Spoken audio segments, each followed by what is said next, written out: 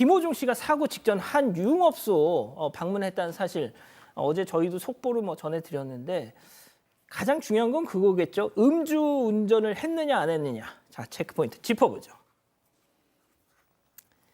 앞서도 저희가 말씀드렸지만 계속 입만 댔다라고 얘기는 하고 있는데 양 변호사님. 네, 경찰 수사에 정확히 이렇게 얘기를 했습니다. 술을 아예 안 마셨다고 했는데 술잔에 입은 됐는데 마시진 않았다라는 식으로 김호중 씨는 진술했다라는 거고요.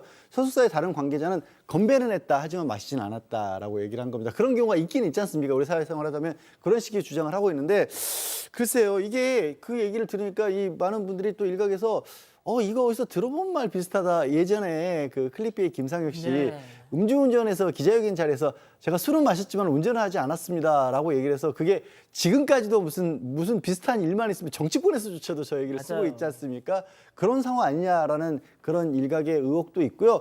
또 지금 그러면 술을 안 마셨는데 왜 그 이후에 17시간 가량을 경기도에 있는 호텔에 머물다가 나타나느냐? 이것도 이제 해명해야 될 부분이긴 합니다. 자, 김호중 씨 말처럼 술 안 마셨다고 치죠. 그런데 대체 왜 매니저를 통해서 매니저를 대신 출두시켜 가면서까지 운전자 바꿔치기를 한 것이냐. 자, 이 의문에 대한 스모킹 건이 나왔고 저희가 어제 방송에서도 속보를 전해드렸습니다. 예. 그래서 이제 그 모 방송 그 보도에 의하면 이 김호중 씨가 사고 직후 매니저에게 자기가 음주운전을 하다가 사고를 냈다라고 얘기를 하면서 경찰에 대신 출석해 달라라고 하는 그 내용의 녹취 파일이 존재하는 것으로 확인됐다라는 보도가 있었고요. 경찰 역시 이 해당 녹취 파일을 이미 확보를 해서 조사 중이다 이렇게 이제 전해졌는데 이제 이 소속사에서는 알려진 그 녹취 파일 속의 음성은 김호중 씨가 아니다라고 반박을 하면서 이 김호중 씨 소속사 대표가 매니저에게 지시한 녹취 파일을 경찰이 가지고 있는 것이다 이렇게 이제 밝혔거든요. 이거 음성 분석하면 금방 나옵니다. 금방 나오고요.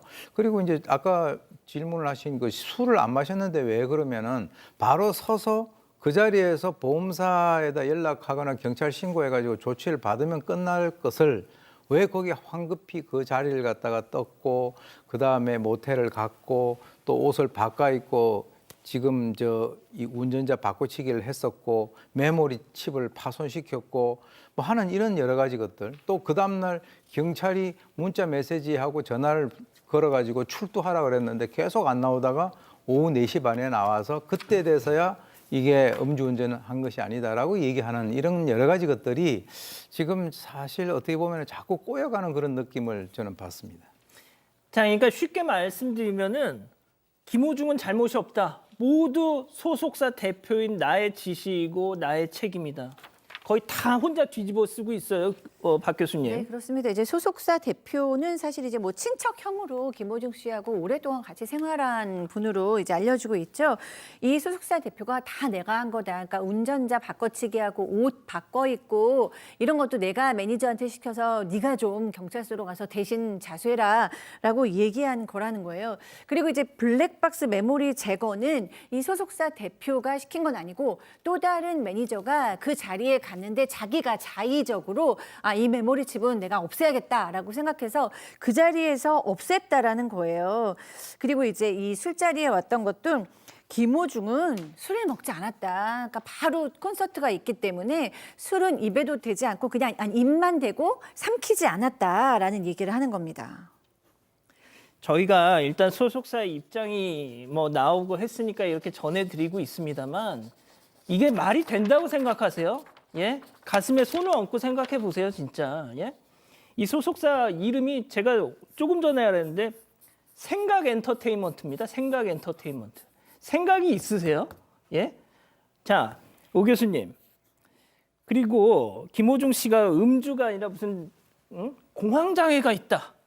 뭐 이런 얘기를 또 했었는데 그 모습과는 전혀 다른 또 장면이 CCTV에 포착이 됐습니다. 그러니까 이제 그 현장에서 사고를 수습하지 않고 중앙선을 넘어서 그 앞에 있는 그 피해 택시를 그 충격하고 난 뒤에 바로 이제 떠났는데 그 이유를 김호중 씨가 바로 이제 공황장애가 있어서 그렇다라고 얘기했는데 사고 직후에 이 김호중 씨가 사건 현장과 약 200m 정도 떨어진 데서 차에서 내려가지고 전화 통화를 하는 그 모습이 포착이 됐습니다. 이거 아마 찍혔는지 잘 모를 거예요.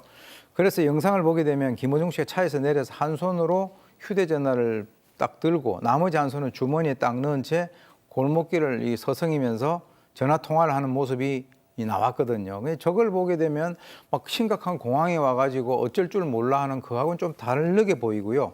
물론 이제 소속사에서는 뭐 2020년부터 공황장애로 병원을 다녔다. 그래서 최근 사고로 인해서 더 증세가 도진 것 같다라고 얘기하는 건데 뭐 그거는 뭐 도직은 안 도직은 그거는 이제 어떻게 보면 개인의 어떤 문제고 저 상황에서 과연 공황장애가 있었느냐라고 하는 것을 우리가 봤을 때는 좀 그하고는 거리가 멀어 보인다는 거죠. 그래서 사실 경찰에서는 이 김호중 씨가 마약을 했는지 마약 간입 검사도 했다라고 하는데 음성이 나왔고요. 지금 이제 정확한 내용을 파악을 하기 위해서 국과수의 정밀 검사를 갖다 의뢰한 상태라고 하니까 그 결과를 한번 또 두고 봐야 되겠습니다. 제가 정말 진짜 제가 뭐 표현이 너무 격했다면 죄송한데 이 소속사 말이죠. 세상을 진짜 이 대한민국이라는 나라를 얼마나 지금 만만하게 보고 있으면 이런 말도 안 되는 얘기를 해명이랍시고 계속하고 있습니다. 예? 자, 그리고 백다희 아나운서 네. 지금 저는 뭐 전부는 아닐 거라고 생각해요. 김호중 씨 팬들 중에 그 일부 어떤 팬들이 무한정 감싸기를 하고 있다. 네, 현재 김호중 씨의 팬카페에는 김 씨를 옹호하는 글들이 올라오고 있는 걸로 전해졌습니다. 김호중 씨의 팬인 한 누리꾼은 얼마나 지쳤으면 그랬을까 저는 이해가 된다. 눈물이 날 것 같다 걱정하기도 했는데요. 그러자 해당 글에는 다른 팬들도 잇따라 응원의 답댓글을 달기도 했습니다. 이들은 응원합니다라며 사람이 살다 보면 그럴 수 있다. 인간은 완벽한 사람이 없다라고 동조하기도 했습니다. 또 다른 팬 역시도 여러분 우리는 진위 확인이 안 된 부정적인 기사에 반응하지 않습니다라면서 호기심 클릭과 링크 전달로 무분별한 확산을 막자면서 노클릭, 노반응, 노대응이라고 당부하기도 했습니다. 또 팬들은 김호중 씨를 응원해주자면서 투표를 독려했는데요. 실제로 서울가요대상 본상과 인기상 등 3개 부문에서 김호중 씨가 투표수 1위를 달리고 있는 걸로 전해졌습니다. 자, 어떤 분들이 또 김호중 기죽지 마 뭐 이러면서 또 어떤 기부, 선한 영향력을 보여주자 해서 기부를 했는데 네. 그 다음 내용이 좀 충격적입니다. 네, 김호중 씨 팬들 중에서 이제 24년 4월 트롯 스타덤에서 1위를 한 기념으로 우리가 이제 정말 선한 영향력을 내자 이러면서 국내 구호단체의 학대 피해 아동들을 위한 기금 50만 원을 기부했어요. 근데 이 구호단체에서 이를 정중하게 거절을 했습니다. 이유는 비록 기부자가 본인이 아니라 팬클럽 차원의 기부지만 지금 사회적으로 매우 중대한 사안으로 거론되고 있는 만큼 기부금 수령은 곤혹스럽다라고 밝히고 해당 기부금 전액을 반환하겠다라고 이야기했습니다. 자, 양 변호사님 일단 김호중 씨를 향한 전방위 손절이 시작이 됐습니다. 저는 뭐 솔직히 이거는 뭐 당연한 거고 그냥 양 변호사님 하시고 싶은 말씀을 해주세요. 지금 이 팬분들이 굉장히 조심하셔야 되고 아셔야 될 게 뭐냐면 아무리 팬들이 그렇게 감싸더라도요. 지금 소속사에 하고 있는 그런 어떤 변명이라든가 아니면 김호중 씨 태도 같은 것들이 전부 제대로 된 게 아닌 거짓으로 드러날 경우에는 김호중 씨가 대중적으로 복귀할 길 자체가 막힙니다. 그러니까 아무리 팬분들의 숫자가 많고 감싼다고 하더라도 대한민국이라는 사회 전체를 막을 수는 없는 거거든요. 김호중 씨가 공식적으로 연예인으로서 활동을 앞으로 못하게 되면 그분들 팬분들도요 모르겠습니다. 작은 팬클럽 내에서 만날 수 있을지 몰라도 어떤 전파나 어떤 공연장이나 만나기가 사실상 어려워집니다. 정말 어떤 것이 진실인지 명확하게 깔끔하게 밝혀주는 게 오히려 김호중 씨를 위해서도 그리고 이 팬분들을 위해서도 정 필요한 일입니다. 양 변호사님 그리고 제가 또 한 가지 궁금한 게 왜 저렇게 소속사가 다 뒤집어 쓰려고 하는 걸까? 저는 그 생각을 해봤어요. 어차피 아티스트만 건재하면 네. 예? 왜냐하면 되는 거잖아요. 소속사는 손해를 봐도.